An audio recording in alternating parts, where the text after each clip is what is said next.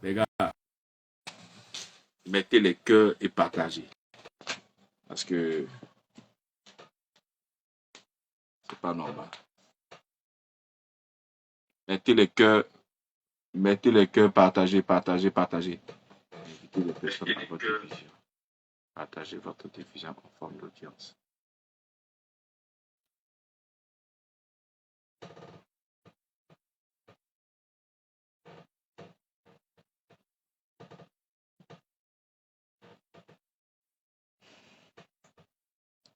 Bien aimé, partagez, partagez, partagez, mettez les cœurs.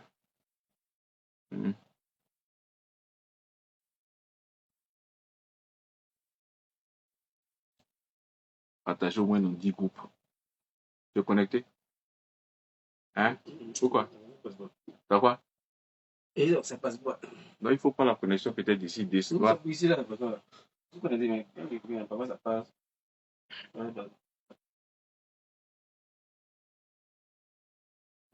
C'est vrai.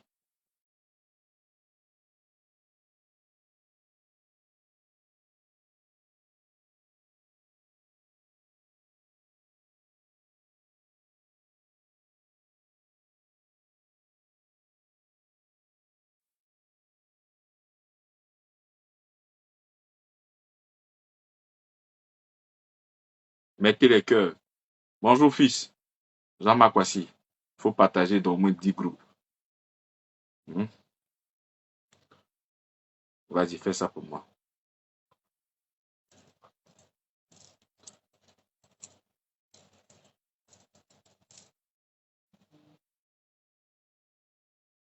Partagez, partagez, partagez, mettez les cœurs. Le direct est attaqué. Oh Seigneur. C'est pas facile sur le monde de Facebook là.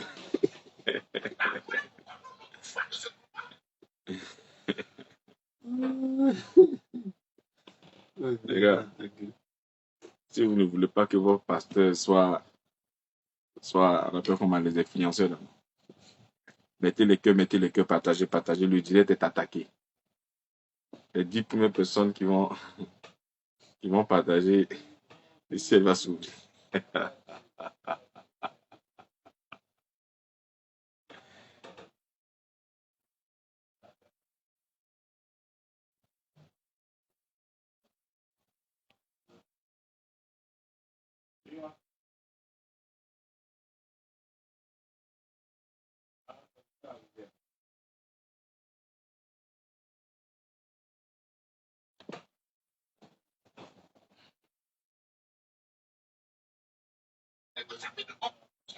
Il faut diminuer votre poste. Il ne faut pas qu'à chaque fois ça puisse entrer.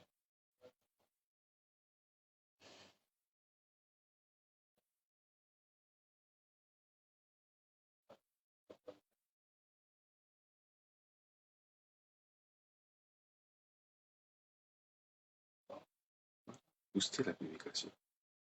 Booster la publication. Mais j'ai pas l'argent sur mon compte.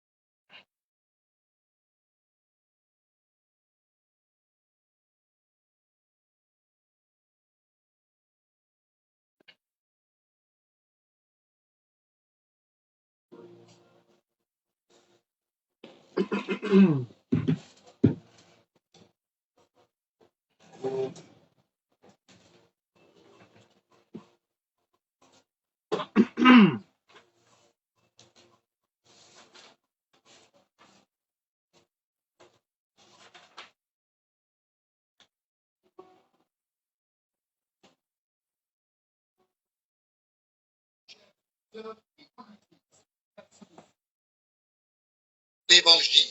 L'heure de la vérité de l'Évangile, une émission d'évangélisation et d'enseignement de la Sainte Doctrine, réalisée par Radio La Voix Sainte et présentée par le pasteur Abbé Patrice de l'église Gracieux-Grasse, ancrée 8e tronche derrière la pharmacie Kibi, à côté de l'école Joachim Boli.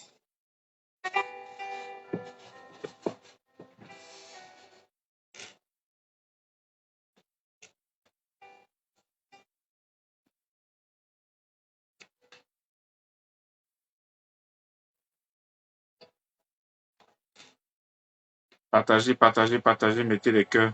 Partagez, partagez, partagez. S'il vous plaît, partagez.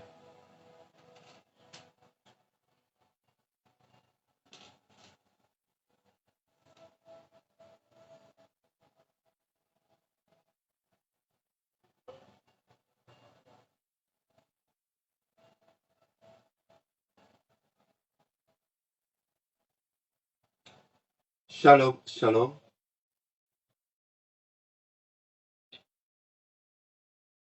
Shalom, shalom. Demeurez bénis dans le nom de notre Seigneur Jésus-Christ. Aujourd'hui, samedi 13 avril 2024, nous sommes au 9e numéro de cette année 2024 à l'émission L'heure de la vérité de l'Évangile. Alors, nous aimerions saluer les auditeurs qui nous suivent depuis les quatre coins du monde, depuis nos différentes plateformes, Facebook, YouTube, Instagram, TikTok, et en direct de la radio La Voix Sainte, à 88.3. Alors, nous aimerions saluer le diacre ici présent. Bonsoir diacre. Nous aimerions saluer aussi le père de la mission, le pasteur Avi. Paix et grâce sur votre vie. Amen, amen. Alors pasteur, comme je le disais à l'entame de l'émission, nous sommes au 9e numéro et le week-end dernier, nous avons parlé de la Pâque. Nous avons décortiqué encore ce thème et je me souviens que vous avez dit comme ça que la Pâque n'est pas un message, mais la Pâque est le message. Et comme le livre des Actes des Apôtres nous dit, chaque jour dans le temple et dans les maisons, il ne cessait d'enseigner, d'annoncer la bonne nouvelle de Jésus-Christ. Alors aujourd'hui, on aimerait savoir, est-ce qu'on continue dans cette lancée ou est-ce qu'on va aller vers d'autres horizons? Alors nous continuons toujours notre démarche à révéler toujours Jésus-Christ qui est notre Pâque. D'accord. Alors, amis auditeurs, nous vous souhaitons la bienvenue à cette émission, L'heure de la vérité de l'Évangile, une émission d'évangélisation et d'enseignement de la Sainte Doctrine. Alors, pasteur, nous allons vous demander d'entamer les hostilités. Seigneur, nous te rendons toute la gloire. Merci pour ta grâce, Seigneur. Merci pour ton amour. Merci parce que tu nous as choisis, tu nous as mandatés pour faire connaître ton amour. Nous sommes là, en ton nom, serviteurs de Jésus-Christ, ambassadeurs de Christ, pour faire la promotion de la bonne nouvelle. Cette bonne nouvelle qui ne fait que pointer l'œuvre parfaite, achevée de Jésus-Christ à la croix. Merci, Seigneur, parce qu'il n'y a aucune autre personne en dehors de toi, par ton esprit, ayant cette capacité de pouvoir révéler. Merci, Seigneur, pour ces auditeurs, pour ces téléspectateurs, pour toutes ces personnes qui vont nous suivre après. Et que ces paroles puissent trouver une place dans le cœur au nom puissant de Jésus-Christ. Amen. Amen.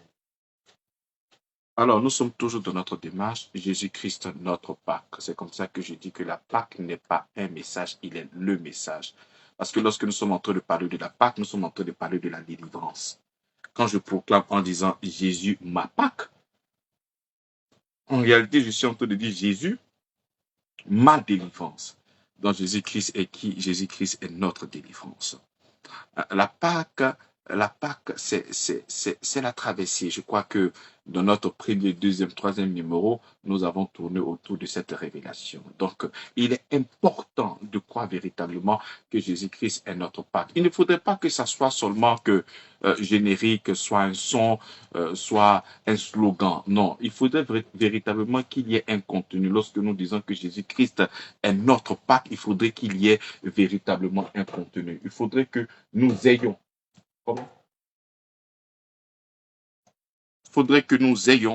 le regard fixé sur notre Seigneur Jésus-Christ. Jésus-Christ, notre Pâque, notre délivrance, c'est l'œuvre totale, parfaite, achevée de notre Seigneur Jésus-Christ à la croix de Golgotha. C'est ce qu'il a fait. Il est véritablement notre délivrance. Il est notre délivrance. Parce que tout ce qu'il a fait, il ne l'a pas fait pour lui. Il l'a fait pour nous, pour que nous puissions être comment? Pour que nous puissions être délivrés. Donc, si nous trouvons des gens qui ont encore des difficultés, des personnes qui sont encore oppressées, des personnes qui sont encore possédées, des personnes qui ont des difficultés, il y a lieu véritablement de jeter le regard sur le Seigneur Jésus-Christ.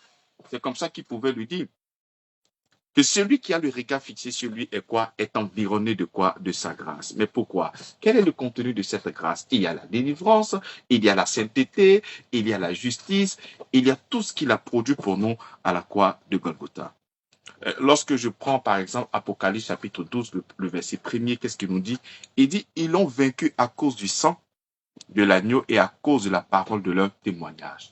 Donc le fait que nous proclamons que Jésus-Christ est notre délivrance, c'est lié à quelque chose d'historique, tu vois. C'est déjà fait. Ce n'est pas qu'il fera. Ce n'est pas que le Seigneur sera ta délivrance. Il est déjà notre délivrance. Donc c'est comme ça que nous devons nous approprier. J'aime quand Ésaïe parle, il dit, qui a reconnu le bras de l'Éternel? Tu vois, il s'est élevé au milieu de nous comme une faible plante, parce qu'il est véritablement notre délivrance. C'est comme ça que quand Apocalypse chapitre 12, à partir du verset 11, nous dit, ils l'ont vécu à cause du sang de l'agneau et à cause de la parole de leur témoignage. Donc, d'une part, il y a ce que Jésus-Christ a fait pour nous à la croix de Golgotha. De l'autre côté, il faudrait que nous annoncions ce message-là pour que ces personnes-là soient informées. Parce que quand il dit, ils l'ont vécu à cause du sang, ça c'est le travail lié à ce que Jésus-Christ a fait. Mais nous ne disons pas là-bas. Mais il faudrait maintenant que nous soyons informés. Parce que la Bible dit, la foi vient de ce qu'on entend et ce qu'on entend vient de la parole de Christ. C'est comme ça que lorsque le prédicateur que je suis en train de t'annoncer cette parole, je suis en train de t'informer, je suis en train de faire quoi? De témoigner. C'est ce que Apocalypse chapitre 12, le verset 11 nous dit. Ils l'ont vaincu à cause du sang de l'agneau et à cause de la parole de leur témoignage. C'est comme ça que si nous ne témoignons pas, c'est comme ça que l'œuvre est là, mais on ne va pas véritablement jouir de ce qu'il a fait.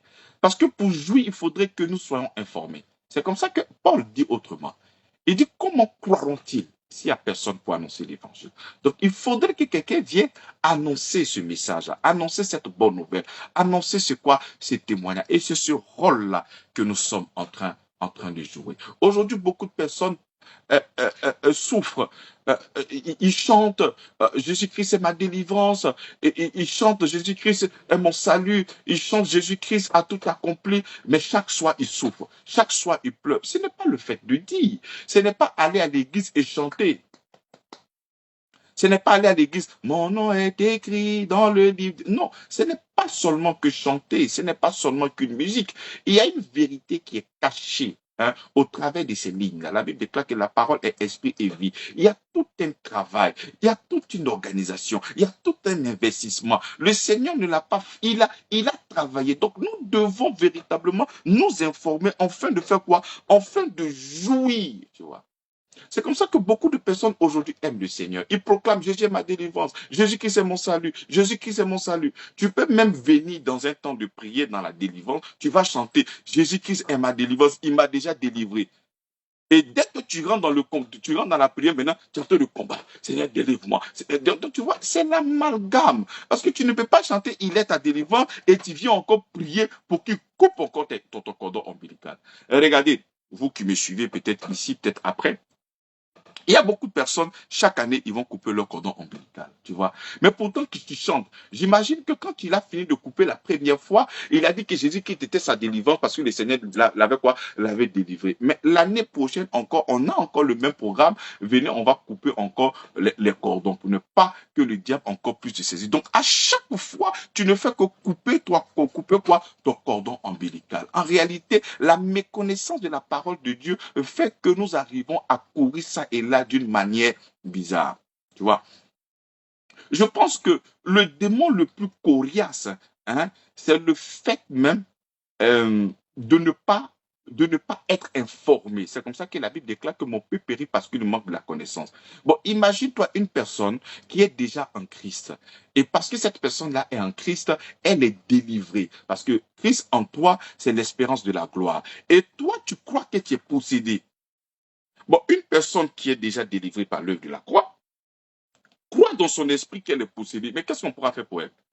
C'est-à-dire, tu crois que tu as les liens en toi. Tu crois que tu es possédé. Donc, le fait même qu'il n'y ait pas un diable dans ta vie, un esprit dans ta vie, que toi-même tu crois qu'il y a un esprit, mais c'est compliqué parce qu'on ne peut pas chasser quelque chose qui n'existe pas en toi. Donc, ça devient un problème. Et je crois que le démon le plus coriace, c'est ça, c'est le démon de l'ignorance. Lorsque tu es ignorant, c'est un problème, c'est difficile. Et je crois que quelqu'un qui est véritablement possédé au nom de Jésus-Christ, il part. Mais quelqu'un qui est déjà en Christ et qui ne comprend pas l'œuvre de la croix, mais celui-là, il souffre, c'est grave pour lui, parce que lui, il n'a pas besoin de démons. Sors, il a besoin de lumière, il a besoin de compréhension. Et lorsque cette personne-là, elle est déjà carrée, elle est déjà d'un moule de pensée, en pensant vraiment qu'elle est possédée, mais ça sera comment? Ça sera pénible pour elle. C'est comme ça qu'aujourd'hui, le peuple souffre. Mais pourquoi le peuple souffre? C'est parce que nous arrivons à prêcher un Christ sans croix. Voici le fondement de ma prédication ce soir. Nous ne pouvons pas annoncer l'évangile, nous ne pouvons pas prêcher un Christ sans croix. Mais c'est un danger. C'est pour ça que ces personnes qui sont à l'église, qui courent ça et là pour des bénédictions, mais ils ne réalisent pas que Jésus-Christ est vraiment la délivrance. Ils ne réalisent pas que Jésus-Christ est vraiment la somme de tout ce qu'ils cherchent.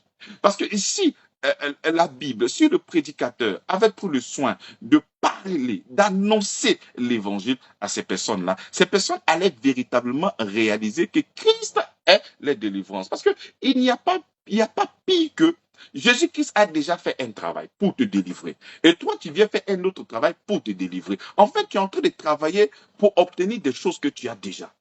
Donc, tu vois que tu es en train de courir en vain.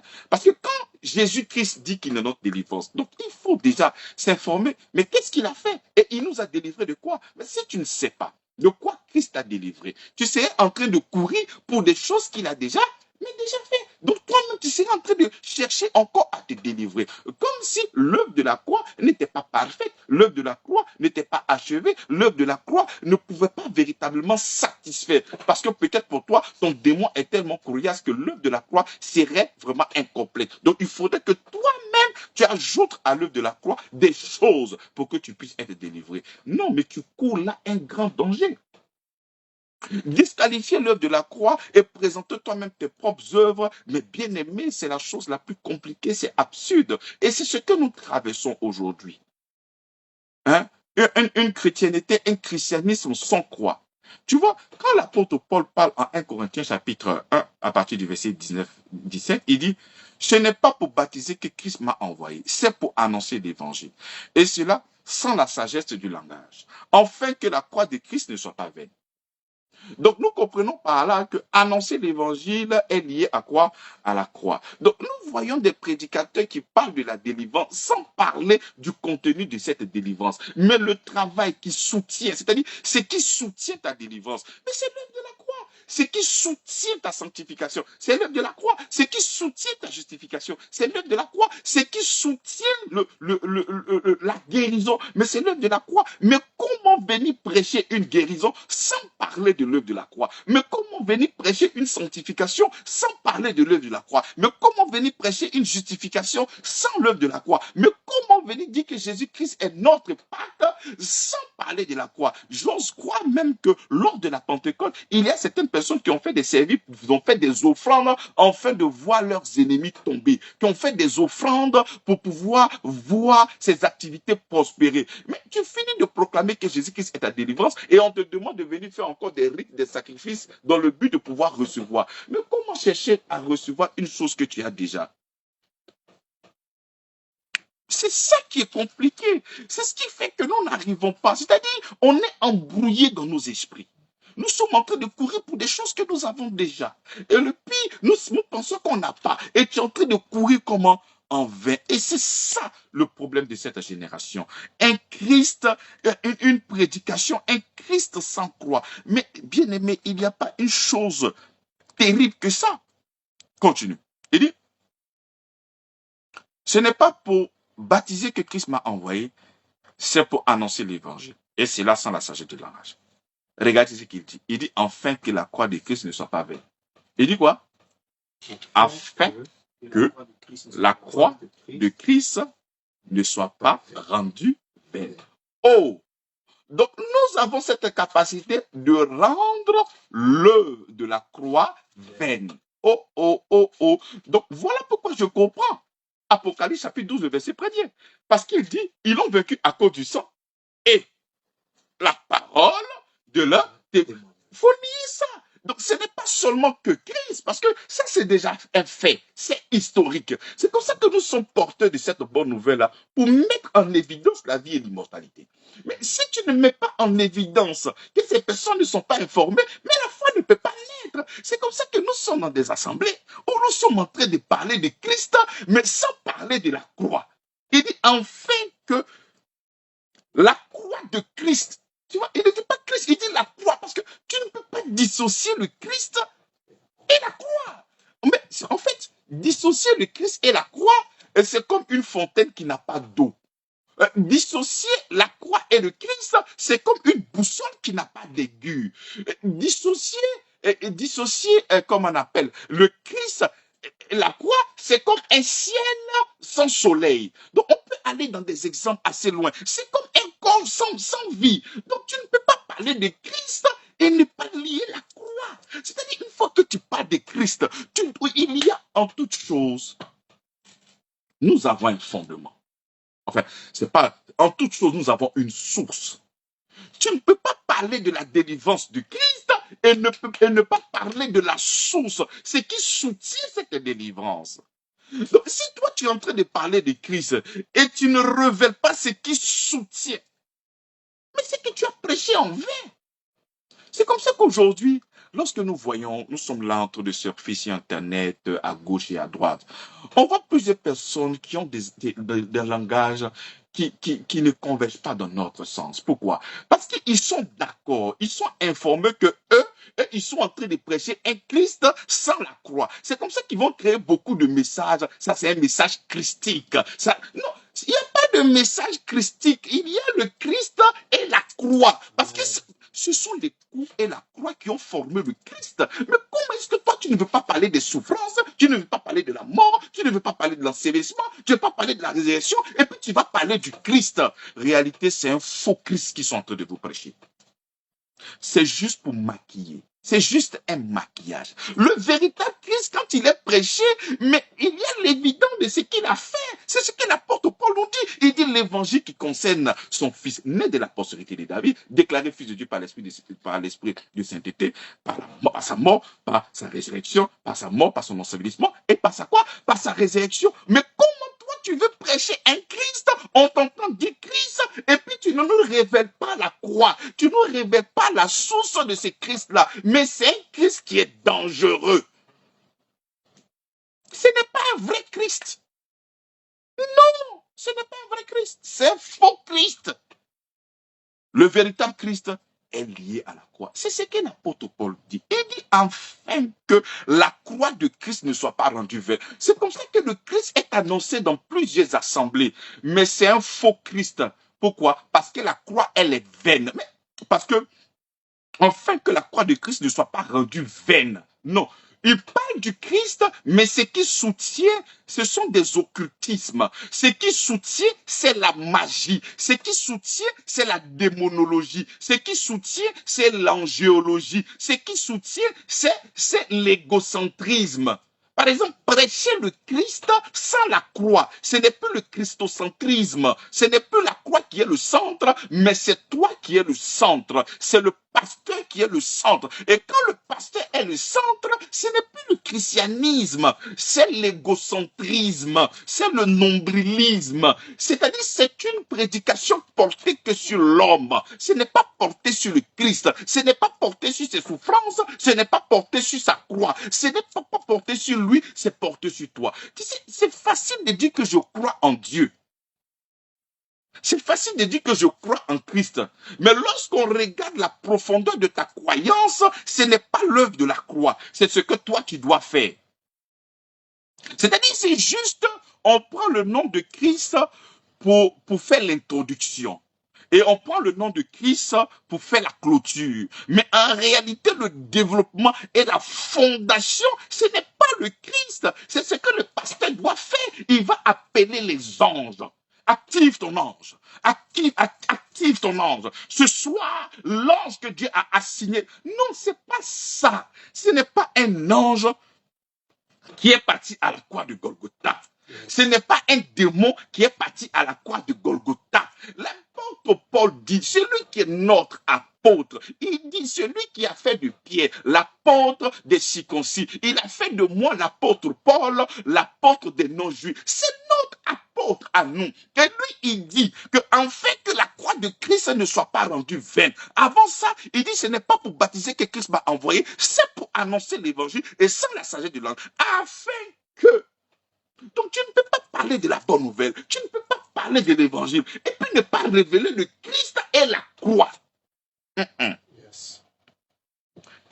Je te donne un secret bien aimé dans la foi.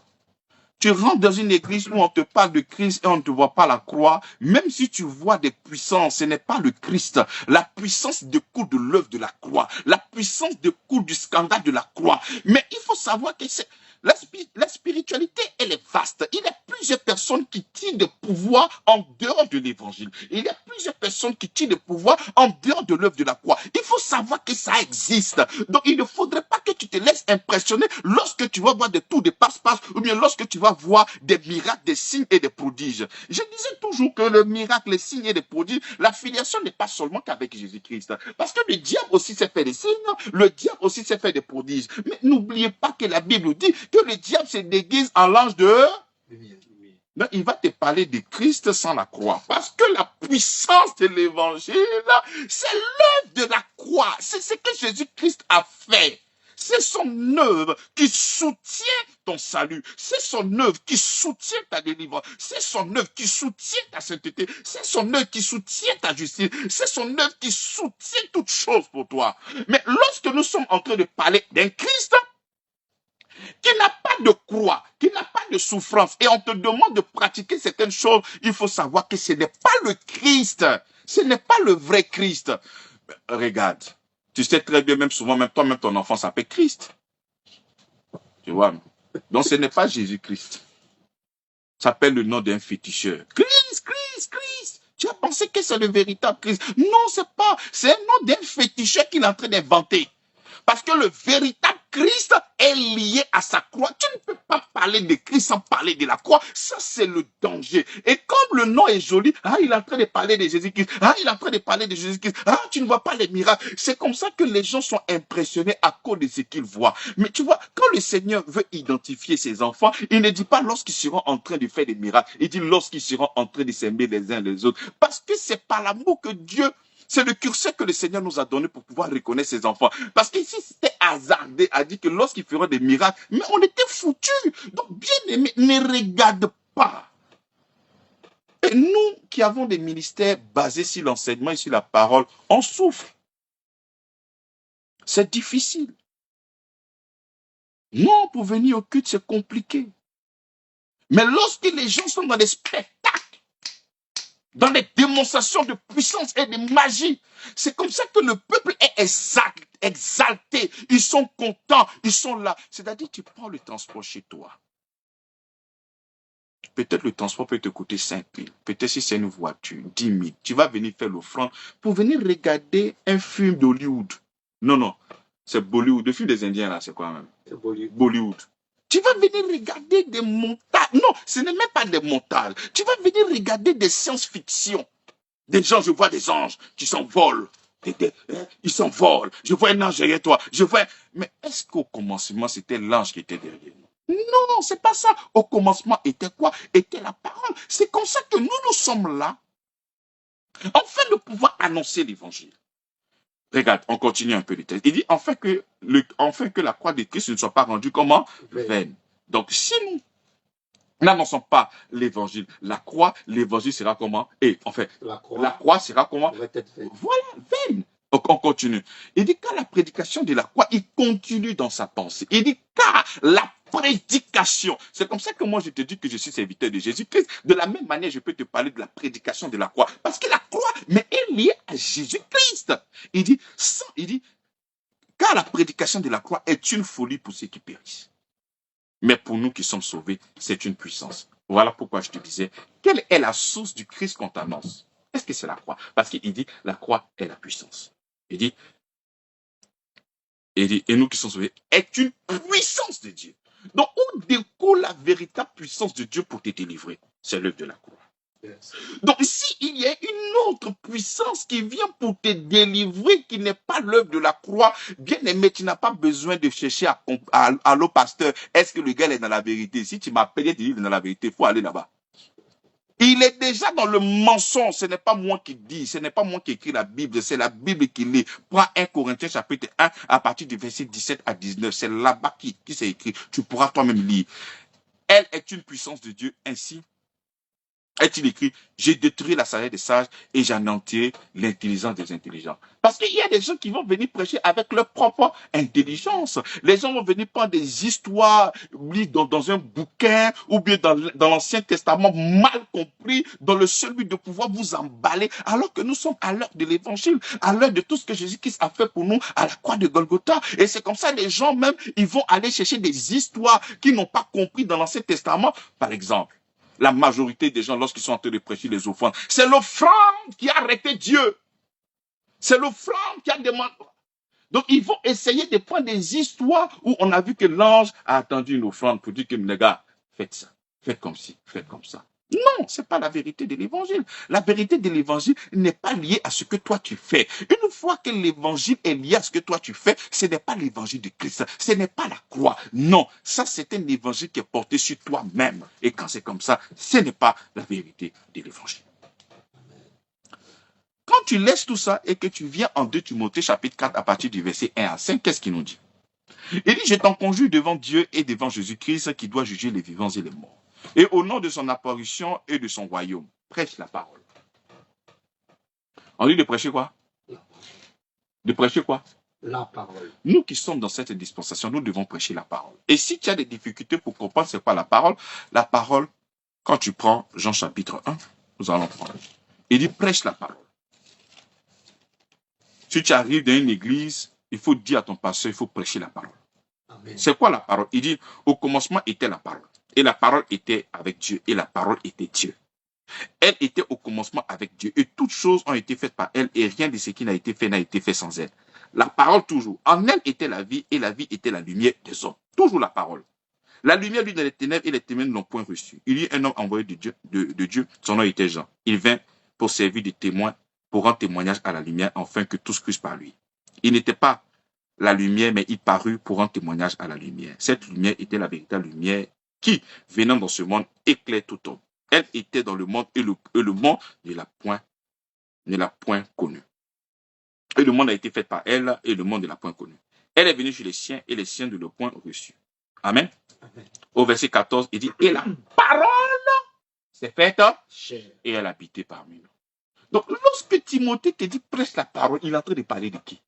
Mais à cette parole qui est Dieu, qui s'est fait chair et qui s'est manifesté sur la terre pour nous sauver, qui est la lumière des hommes. Donc nous devons prêcher la parole. Nous devons prêcher le Christ. Et quand tu prêches le Christ, tu vas prêcher tout ce qu'il est venu faire pour nous à la croix de Golgotha. C'est ça qui est l'œuvre de la... Donc voici Paul qui parle à son fils Timothée. Lui-même, son ministère était basé sur l'enseignement de Jésus-Christ. Quand tu vas par 1 Corinthiens chapitre 2, le partie du verset 1er, il dit, lorsque je suis venu vers vous, je n'ai pas voulu savoir autre chose que Jésus-Christ. Et Jésus-Christ crucifié. Parce que quand on parle de la crucifixion, c'est lié à l'œuvre de la croix. C'est comme ça, il va encore parler à son fils Timothée. Et quand il passe à son fils Timothée, il dit, mon fils Timothée, prêche la parole. Quelqu'un qui va venir te dire des choses, mon cher, même si tu vois des miracles, faut fuir. Fuis. Il faut prêcher la parole. Bon, comme toi-même, tu aimes écouter ce que tu veux, lorsqu'on te dit qu'on va tuer ton sorcier, on va tuer ton papa, tu es là, tu es content. Parce que toi-même, dans ton cœur, même là, tu es mauvais. C'est pour ça que toi-même, tu aimes ce genre de choses-là. Il dit, il continue. Il dit, je t'en conjure, devant Dieu et devant Jésus-Christ, qui doit juger les vivants et les morts. Et au nom de son apparition et de son royaume, prêche la parole. Il continue. Mais c'est vrai, pasteur, j'ai entendu la parole, tu as prêché la parole. Maintenant, la parole est finie là. Il faut venir maintenant faire un peu de sacrifice, il faut venir faire un peu de... L'apôtre Paul, il continue, il dit, insiste en toute occasion, favorable ou non, reprend, censure, exhorte avec toute douceur, en instruisant. Toujours par quoi? Par la parole. C'est par elle que nous sommes délivrés. C'est par elle que nous sommes restaurés. C'est par elle que nous avons la foi. C'est par là. Nous avons tout par elle. Mais comment est-ce qu'on va te demander, il te faut la parole pour devenir enfant de Dieu, mais en ce qui concerne maintenant les bénéfices de ton adhésion en Christ, en ce qui concerne ton héritage, on va te demander maintenant de venir faire certaines choses dans le but de pouvoir recevoir de la part de Dieu. Non, bien-aimés. Nous commençons par la parole, nous terminons par quoi? Par la parole, parce que la parole est la lumière des hommes. C'est cette parole qu'il nous faut. Et c'est cette parole que je suis en train de te communiquer. Et cette parole concerne le Christ, son œuvre pour ta délivrance. Il continue en disant quoi? Il dit, car il viendra un temps où les hommes ne supporteront pas la saine doctrine. Quand il parle de la saine doctrine, il est en train de parler de l'enseignement. Il dit, car il viendra un temps où les hommes ne supporteront pas l'enseignement. Ici, c'est mis la saine doctrine. Mais ayant la démangeaison d'entendre des choses agréables, ils se donneront une foule de docteurs selon leur propre plaisir. Selon quoi? C'est comme ça que les gens qui sont en train de prêcher ça, ce n'est pas pour le Christ. Quand l'apôtre Paul se présente, il dit apôtre, serviteur de Jésus-Christ. Je ne sais pas qui tu sais, mais si tu dois servir Jésus-Christ, ça veut dire que tu dois annoncer tout ce que Jésus-Christ a fait. Comment est-ce qu'il a été frappé? Comment est-ce qu'il a été humilié? Comment est-ce qu'il est parti à la croix? C'est tout ça que toi, tu dois entendre. Et c'est comme ça que même lorsque tu seras en train d'être informé de tout ce que Jésus-Christ a fait, ça t'enseigne. Parce que tu vas comprendre que même quand on l'insultait, il n'a pas répondu. C'est comme ça que toi, tu es enfant de Dieu. Lorsqu'on va t'insulter, tu ne répondras pas. Donc, lis. Connais tout ce que Jésus-Christ a fait est un évangile complet pour ta vie sur cette terre. Et lorsque tu ne vas pas vouloir t'accommoder à cette parole, c'est comme ça que tu vas vouloir maintenant raisonner. La parole, c'est pas pour raisonner. C'est comme ça que tu vas vouloir maintenant être basé sur quoi? Sur la sagesse ou l'intelligence de l'homme et non pas sur la puissance de l'évangile. Il dit, il viendra un temps où les hommes ne supporteront pas la saine doctrine. Mais, ayant la démangeaison d'entendre les choses agréables. Regarde, je suis parti au village. Le sorcier a tué mon papa. J'ai mal. Moi, je ne comprends pas l'évangile. Dans mon cœur, qu'est-ce qui se passe? Je viens d'avoir l'information que ce sont des sorciers qui ont tué mon papa. J'ai tellement mal. Dans mon cœur, je recherche quoi? Je recherche la vengeance. C'est comme ça que quand tu trouves un pasteur comme pasteur Avi, non, le Seigneur nous a pardonné, tu zappes, oh, faut laisser ça. Maintenant, tu trouves si un pasteur. Il dit, toi, je vois que c'est ta mère qui a tué ça. Je vois. Qu'est-ce que je fais? Je le tue ou bien je le laisse? Papa, tue-le. Une fois que le gars entend ça, il va dire, voici le pasteur que je cherche. Il a la démangeaison d'écouter ce que lui, il a envie. Il n'a pas envie d'écouter la parole de Dieu. Là où il a envie de se venger. Comme il ne peut pas aller acheter une nappe pour aller tuer le gars, mieux, il ne sait pas qui peut-être a tué. Donc, comme il a vu un pasteur voyant qui a cette capacité de voir qui a tué son père, donc lui, il prend son avion, lui, il prend son taxi, il prend sa voiture, il court vers le quoi? Vers le prophète voyant. Mais nous ne sommes pas là pour la voyance, nous sommes là pour la parole. Et c'est comme ça maintenant que tu arrives et tu espères maintenant qu'on t'appelle. Oui, toi, je vois que ton père est mort. Seigneur Jésus, vraiment tu es Seigneur. Là, tu viens de révéler même. Oh Seigneur, merci. Oui, papa. Oui, c'est lui. Oui, mon papa. Oui, il n'y a pas de problème. Qu'est-ce que tu veux que fasse mon fils ou ma fille? Papa, tue-le, d'accord? Bon, il est mort. Amen. Ça, c'est un grand pasteur. Le gars, il s'en va comme ça. Il devient maintenant un évangéliste. Il va aller prendre toute sa famille pour venir remplir. Pourquoi? Ils veulent écouter ce qu'ils veulent. L'évangile, ce n'est pas œil pour œil, dent pour dent. L'évangile, ce n'est pas ça. L'évangile, ce n'est pas la découverte de tes sorciers. L'évangile, ce n'est pas la découverte de toutes ces personnes qui te veulent du mal. L'évangile, ce n'est pas pour... Non, l'évangile, ce n'est pas ça. L'évangile nous révèle ce que Christ a fait pour nous. L'évangile nous révèle la vie et l'immortalité. Si ton père est tombé au front parce qu'il n'avait pas, Jésus, toi aujourd'hui tu as la capacité de l'accepter pour ne pas que tu sois aussi victime de ce qui est arrivé à quoi? À ton père. Mais ce n'est pas le Dieu de venir te venger. Le Seigneur dit à moi la vengeance et à moi la rétribution. Et c'est comme ça. Donc tu vas voir certaines personnes qui ne veulent pas écouter l'évangile. Comme ils ont peur d'aller chez les sorciers, aujourd'hui, comme ils ont peur d'aller chez les féticheurs, je préfère dire ainsi, les féticheurs. Aujourd'hui, les féticheurs, puisque la vie est devenue vraiment très moderne, tu vois, ils ne veulent plus rester dans des tanières sales, bizarres. Donc, ils ont mis un très beau costume. Comme toi, tu as besoin qu'on puisse voir si ta vie. Donc, quand tu viens à l'église, le gars, il voit. Il voit ta vie. Alors que tu es en face de toi un féticheur. Pour toi, parce qu'il dit le nom de Jésus-Christ, et pour te soulager, vu le Seigneur spirituel. Moi aussi, je suis spirituel. Mais l'être spirituel, nous tous, nous sommes spirituels. Même le fou, même il a un esprit, il est spirituel.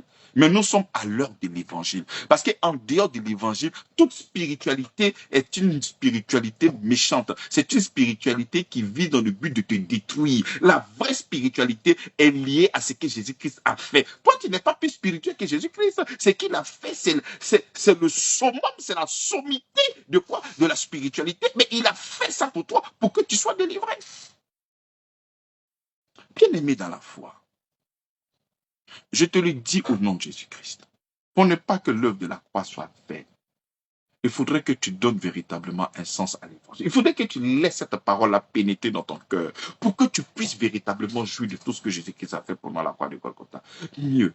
Ici, là où tu te trouves, tu n'arrives pas à comprendre véritablement l'œuvre de la croix. C'est là où tu te trouves. On te prêche un Christ sans croix. Bien-aimé, tu n'as pas de compte à rendre à qui que ce soit.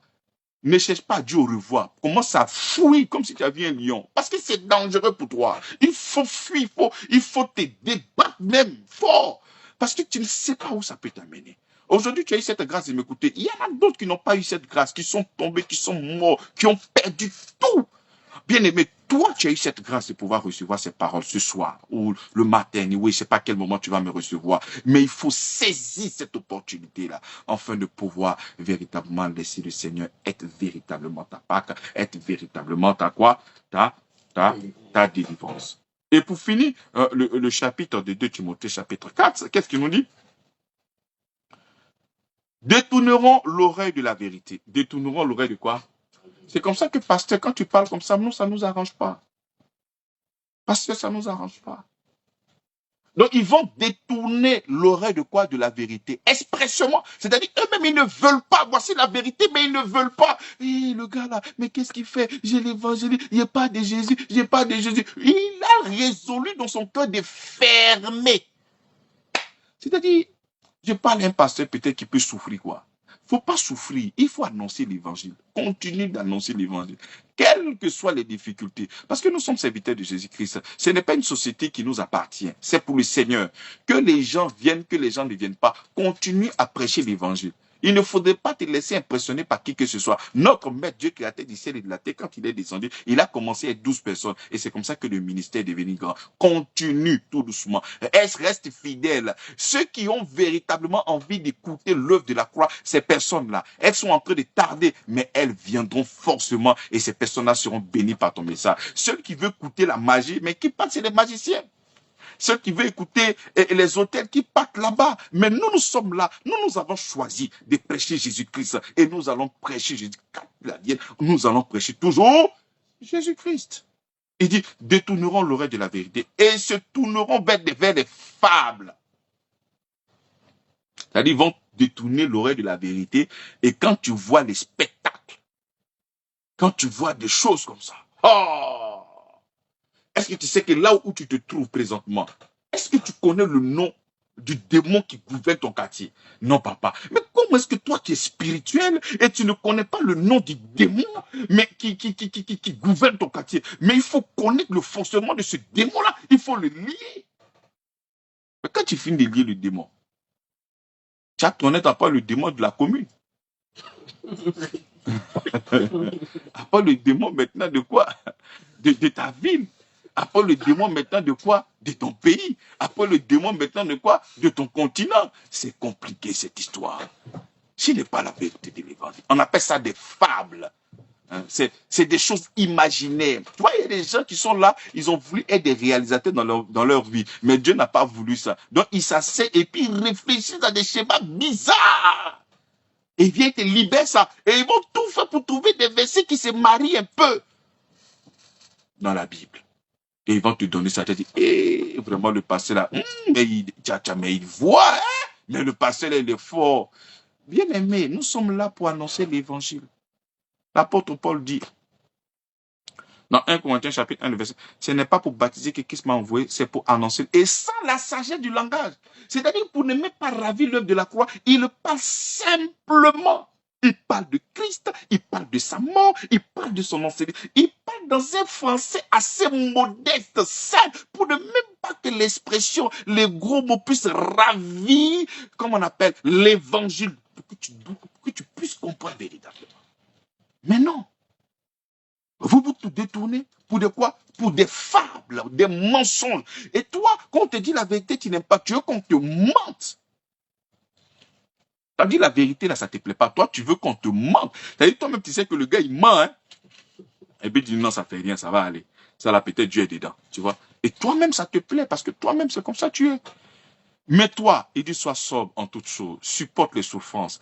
Il dit, supporte les souffrances. Parce que nous qui sommes en train de prêcher la vérité, mais s'il y a des souffrances, on peut se moquer de toi, on peut t'humilier. Ah, tu connais la vérité, tu as toujours 40, 50, 100 personnes. Nous, on ne connaît pas la vérité, on a 4000, on a 8000 personnes, on a 10 000 personnes. Et les gens vont penser que c'est parce qu'on a beaucoup de personnes qu'on a la vérité. C'est faux. Il dit, supporte les souffrances. Lorsque nous sommes en train de prêcher la vérité de l'évangile, il faut comprendre que Jésus-Christ et les apôtres, c'était des souffrances, rien que des souffrances. Donc, annoncer la vérité de l'évangile, mais c'est une souffrance, parce que tu vas te retrouver seul, isolé, parce que tout le monde a le même langage, mais toi, tu n'as pas le même langage avec eux, et c'est une souffrance, ce sont des railleries, c'est de l'humiliation, et c'est tout ce que tu peux imaginer. Souvent, manque de volonté à l'église. Il y a beaucoup de choses qui peuvent t'arriver, mais continue. Il dit, supporte les souffrances, fais l'œuvre d'un évangéliste. En d'autres, en français, fais l'œuvre de quoi? De l'évangile. Annonce, il dit, remplis bien ton ministère. Et nous remplissons notre ministère par quoi? Par la qualité de l'évangile que nous serons en train d'annoncer. Même si tu as 4 personnes et que tu es sûr que ce que tu es en train d'annoncer est la vérité de l'évangile, ta couronne se trouve avec ton Père. Il sera très fier de te voir demain. Pour te dire, mon fils, tu as bien travaillé. Nous ne travaillons pas pour nous-mêmes. Nous sommes serviteurs de Jésus-Christ. Quel que soit ce qu'il y a bien, prêche Jésus-Christ. Voilà, c'est sur ces mots que je vais m'arrêter pour permettre aux auditeurs de pouvoir peut-être poser des questions et des gens même peut-être qui sont sur Internet de encore poser des questions. Amen. Amen, amen. Alors, merci beaucoup, Pasteur Avi. C'est tellement passionnant de vous suivre, hein, dire toutes ces vérités que nous voyons bien évidemment, mais que nous ne comprenons pas souvent. Alors, en ce moment, c'est le moment des auditeurs. Vous pouvez appeler au standard qui est le 07 13 32 10 27, le 07 13 32 10 27, afin de pouvoir poser vos questions, afin de pouvoir être mieux éclairés.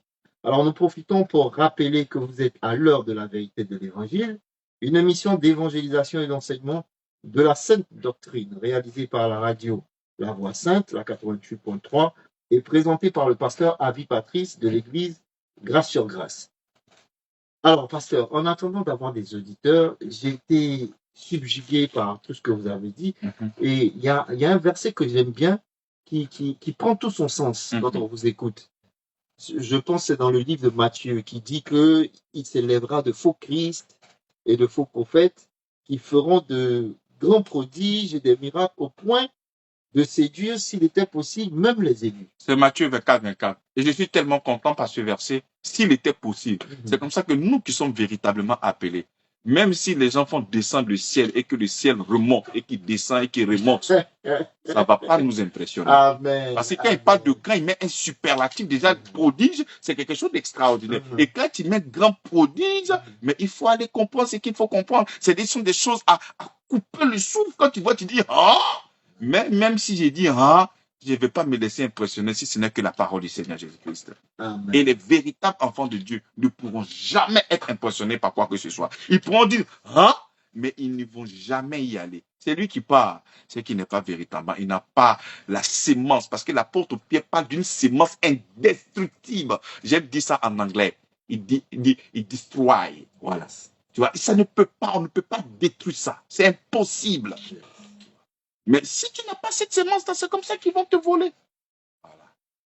D'accord. D'accord. Et comme je disais, ça prend tout son sens, surtout dans le verset de Timothée qui dit qu'ils détourneront l'oreille de la vérité et se tourneront vers des fables. Parce que bien évidemment, quand on regarde souvent sur les réseaux sociaux et dans certaines églises, on a vraiment l'impression d'assister à des films. Oui, je pèse bien mes mots, c'est vraiment des films. C'est vraiment des films. Tu vois, parce qu'il est dans sa bulle. Là, je vois un ange là, je vois ici, à gauche, là, là. C'est des films. Toi, c'est que toi, nous, on ne voit pas tout ça. Donc, lui, il est dans son monde imaginaire. Quand je parle comme ça, les religieux disent qu'ils ne croient pas aux anges. Mais non, nous croyons aux anges. La Bible déclare que les anges sont au service de Dieu pour nous. Ce sont les envoyés de Dieu, mais pour nous les saints. Là, présentement, je suis là. Mais il y a forcément peut-être des anges qui veillent sur moi. Mais ce n'est pas à moi de dire, mais toi, pour passer ici. Je te prends un cas assez simple. Jésus-Christ, il est sur la terre. Et on lui demande de se sauver. Mais qu'est-ce que Jésus-Christ dit? Il dit, tu penses que je ne peux pas prier mon Père, puisque mon Père puisse m'envoyer des anges. Mais pourquoi il ne dit pas que moi, je puisse envoyer des anges? Il dit, son Père va lui envoyer des quoi? Donc, Jésus lui-même, il n'a pas cette autorité d'appeler les anges, c'est son Père qui va envoyer. Mais toi, si c'est terre-là, toi, tu appelles les anges comme toi tu veux. D'accord. Comme s'ils sont tes camarades. Je pense qu'on a un auditeur en ligne. Allô? Allô? Allô? Oui, bonsoir, madame. Bonsoir, monsieur. Comment vous appelez? Madame Akanvo, Yolande. D'accord, d'accord. Ça fait plaisir de vous entendre. Oui, est-ce que vous pouvez diminuer votre... Voilà. Ok. Voilà. D'accord. Ok. Alors, bonsoir, madame. Est-ce que vous avez une question à poser? D'accord. Je vais demander au pasteur. J'ai deux questions. D'accord, allez-y. Ma première question, c'est à l'entendre parler, c'est comme si quand nous sommes graciés, il y a une facilité de vie dans laquelle nous sommes sujets à marcher. Je ne sais pas, je dirais que c'est comme si la grâce nous pousse, je ne dirais pas à pécher, mais il y a une certaine facilité et à l'entendre parler, j'aimerais qu'il nous explique un peu plus la démarche pour des nouveaux chrétiens selon la grâce. Et quelle est la démarche, comment nous devons marcher, comment nous devons vivre selon la grâce. Ma deuxième question, c'est quand je lis les épîtres, le nouveau chrétien, il est sujet quand même à pécher. Mais je ne comprends pas pourquoi est-ce que quand on parle des péchés des chrétiens vivant sous la grâce, on nous parle de faiblesse et non de péché. Nous sommes sujets à faiblesse. C'est pas un jeu de mots, parce que c'est péché, c'est péché. Quelle est la différence entre le péché et les faiblesses nous concernons, nous les gens nous qui marchons sous la grâce et non sous la loi? J'aimerais qu'il fasse la différence un peu entre voilà. Allô. D'accord. Il n'y a pas de problème. D'accord. On a bien pris vos deux questions et le pasteur va répondre. D'accord. Donc, nous allons sur la première question. Alors, la première question cadre véritablement par rapport à l'évangile que nous sommes en train de véhiculer. Et c'est très important de savoir, de donner ce message aux auditeurs que nous devons vraiment poser les questions dans ce cadre très important. Alors, la première question, c'était quoi? Elle a comme l'impression que c'est facile. Oui, tout dépend de là où tu te tiens pour pouvoir faire l'analyse. Oui, lorsque tu regardes de ce côté, c'est facile. C'est tout à fait normal. Parce que pourquoi Christ serait venu alors?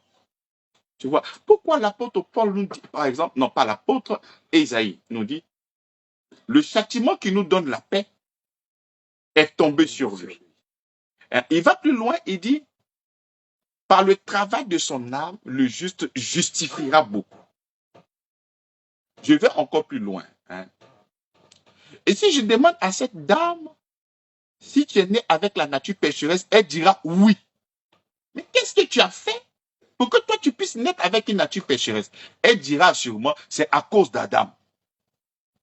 Mais toi, tu n'as rien fait et à cause d'Adam, toi, tu nais pécheresse. Mais pourquoi? C'est-à-dire que les gens ont cette facilité de croire et d'accepter qu'ils sont pécheurs à cause d'Adam. Là, il n'y a pas de facilité. Hein. Là, oui, c'est normal. Mais lorsque nous disons qu'en Jésus-Christ, le Seigneur nous fait grâce parce que nous croyons en ce qu'il a fait, là où Adam a désobéi, Christ est venu pour obéir. Et lorsque nous sommes en train de parler de ça, on dit c'est facile. Mais on ne dit pas que c'est facile. Pourquoi nous sommes devenus des pécheurs? On ne dit pas que c'est facile. Tu vois, tout dépend de là où tu te trouves.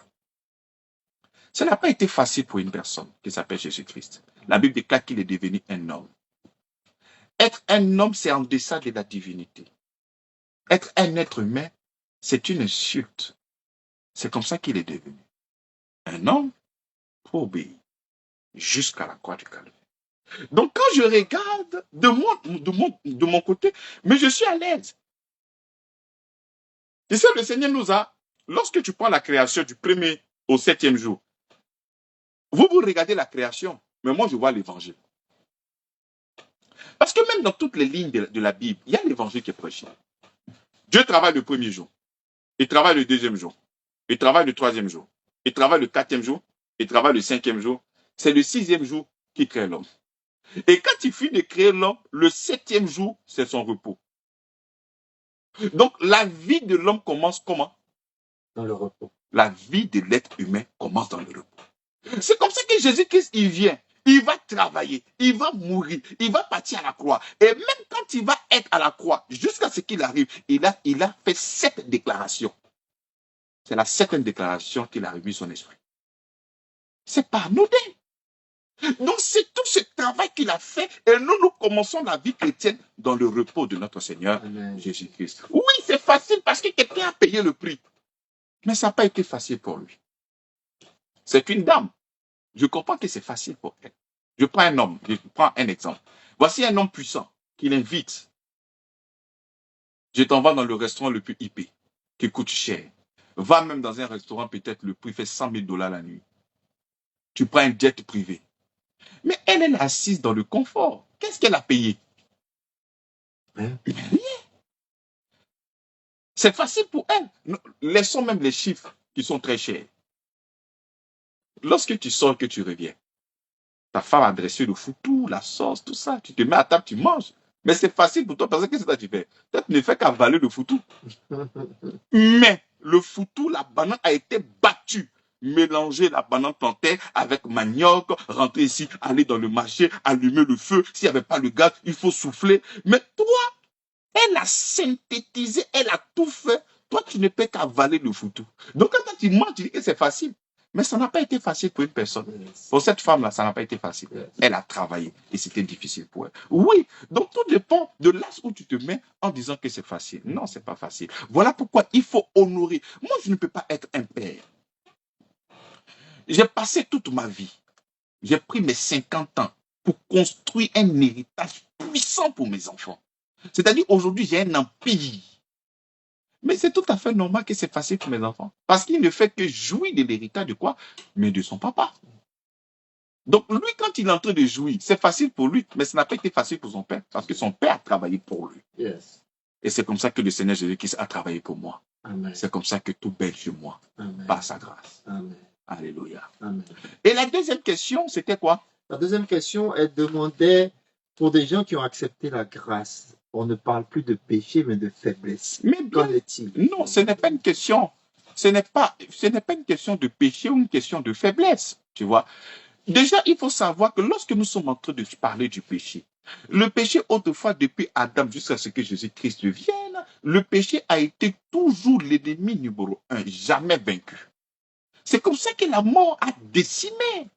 La mort a tué. La mort s'est manifestée sur plusieurs angles, des pédophilies et beaucoup de choses. Mais aujourd'hui, la mort, le péché a trouvé sa solution. Et sa solution, c'est qui? Jésus-Christ. Sa solution, c'est Jésus-Christ. C'est comme ça que nous qui avons accepté le Seigneur Jésus-Christ, le Seigneur nous a pardonné totalement pas partiellement. Il nous a tout pardonné de tous nos péchés, passés, présents et futurs. C'est ce que l'évangile nous donne. C'est comme ça que Jean, quand Jean le voit, Jean, pendant que toi, tu es en train de voir un être humain, la puissance de la révélation, l'esprit prophète de son Père agit. Il dit, voici l'agneau de Dieu qui fait quoi? Mais qui ôte le péché du monde. Donc, ça a été facile pour toi. Parce que ce n'est pas toi qui as ôté, c'est lui qui a ôté. Et par son sang, il a effacé. Déjà, il a ôté l'usine de péché qui est en toi et son sang a nettoyé. Donc, il nous a sanctifiés et il nous a justifiés. Tu vois? C'est-à-dire, il y a une double délivrance. Il nous a sanctifiés et il nous a quoi? Il nous a justifiés. Donc, aujourd'hui, nous sommes en nouveauté de vie avec le Seigneur. Il vit en moi et moi, je vis en lui.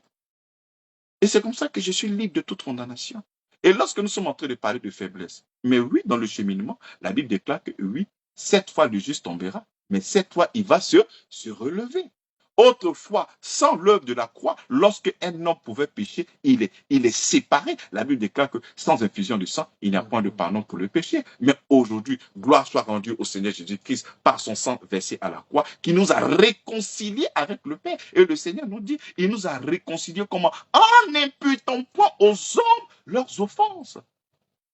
Et c'est cette bonne nouvelle qui fait que je suis toujours, constamment avec le Seigneur. Si autrefois le Saint-Esprit pouvait fuir, aujourd'hui, à cause de l'œuvre de la croix, le Saint-Esprit ne peut jamais fuir. Il est toujours avec moi, afin de pouvoir garder cet héritage-là, jusqu'à ce qu'il revienne au nom puissant de Jésus-Christ. Amen. Amen. Amen. Alors, nous rappelons que nous sommes à l'heure de la vérité de l'Évangile et que c'est l'Église Grâce qui est porteuse de l'amour inconditionnel de Dieu et de l'œuvre totale, parfaite, complète, achevée du Christ à la croix, qui est à la réalisation de cette émission. Alors, nous donnons rapidement le programme de l'Église. Les cultes se tiennent tous les dimanches. Un culte de célébration de 9h à 12h. Les mardis, prière de proclamation, 100% exaucement, de 19h à 20h30. Le mercredi, c'est le jour de réception du pasteur Avi, de 8h à 18h à l'église Grâce sur Grâce. Le jeudi, programme de délivrance par la parole, de 18h30 à 20h30. Et chaque premier vendredi du mois, une grande veillée organisée de 20h à minuit à l'église Grâce sur Grâce. Alors, pasteur, nous sommes pratiquement à la fin de l'émission. Nous allons vous demander votre mot de fin. Alors, nous rendons gloire au Seigneur pour ce privilège qu'il nous donne de pouvoir annoncer l'Évangile. Seigneur, merci pour ces paroles qui ont été sémées dans le cœur de tes enfants. Merci, parce que par ton esprit, tu fais grandir cette plante dans le cœur de tes enfants au nom de Jésus-Christ. Amen. Amen. Amen.